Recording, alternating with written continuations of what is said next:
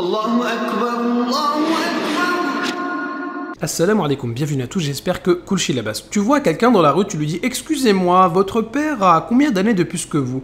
Alors la personne, elle va peut-être vous répondre « 20 ans, 30 ans, 40 ans, ou même « Mais pourquoi tu me parles, on se connaît pas ?» Et là, tu coupes la personne et tu lui dis « Non mais attention, moi je connais quelqu'un dont le père a moins 2 ans de plus que lui. » Et la personne, elle bug, elle vous regarde, elle sourit, elle vous donne une pièce. Bah oui, parce que dire que le père a moins 2 ans de plus que le fils, en fait, c'est dire que le fils a 2 ans de plus que le père, et c'est pas possible. Un père doit être plus grand que son fils, sauf dans la Bible. Et oui, parce que vous savez, la Bible, il y a des choses vraies dedans, mais il y a aussi des choses qui sont pas vraies. Hein, comment ça? Et oui, c'est pas faux, il y a des choses pas vraies dans la Bible. Alors, sans perdre de temps, je prends la Bible, Ancien Testament, 2 Chroniques, chapitre numéro 22, au verset 2.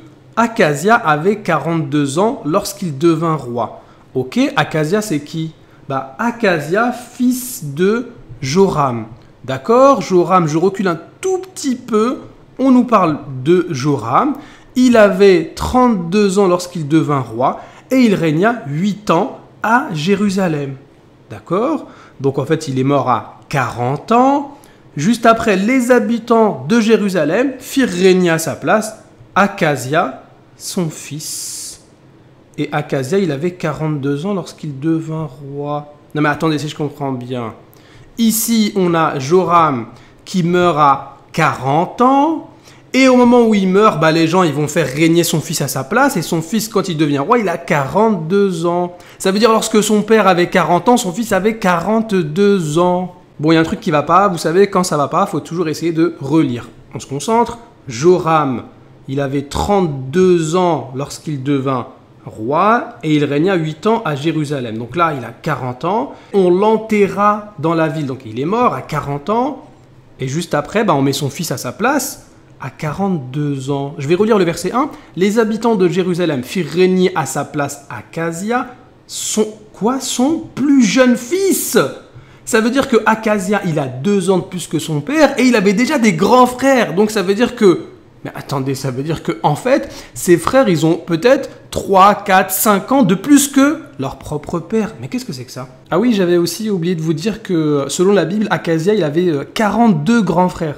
Bon, quand ça va pas, après avoir bien relu le passage, bah, il faut voir les commentaires. Commentaires de la Bible à noter. 42 ans est évidemment une faute. Ah, car d'après 2 Chroniques 21-20, Akazia aurait été de 2 ans plus vieux que son père. Il faut lire 22 ans avec 2 Rois 8-26. Commentaire de la Bible Summer. Qu'est-ce qu'ils disent? 22 ans. Ah, 22 ans, ils ont changé, ils n'ont pas mis 42. D'après certains manuscrits de l'ancienne version grecque et la version syriaque. Voire 2 Rois 8-26. Le texte hébreu traditionnel a 42 ans, ce qui est exclu par l'âge auquel son père, Yoram, est décédé, 21-20. La plupart des manuscrits de l'ancienne version grecque ont 20 ans.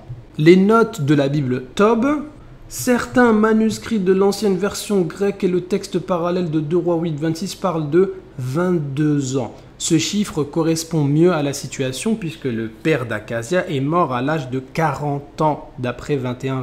Donc si on résume, comme les gens ils ont vu que Akazia avoir 2 ans de plus que son père en sachant que c'était le plus petit de ses grands frères, ça pose un problème. Ils ont pris 42, ils ont barré, ils ont mis 22 pour essayer d'être cohérent avec un autre verset de l'Ancien Testament. Sauf que aujourd'hui, la majorité des manuscrits en grec qu'on a, ils ont même plus mis 22 ans, ils ont mis 20 ans. Donc la conclusion de tout ceci, c'est quoi? C'est que dans la Bible, il y a des erreurs et des falsifications. Et quand on est obligé de falsifier, c'est qu'on a du mal à expliquer une erreur. Donc, dans la Bible, il y a du vrai, mais aussi du pas vrai.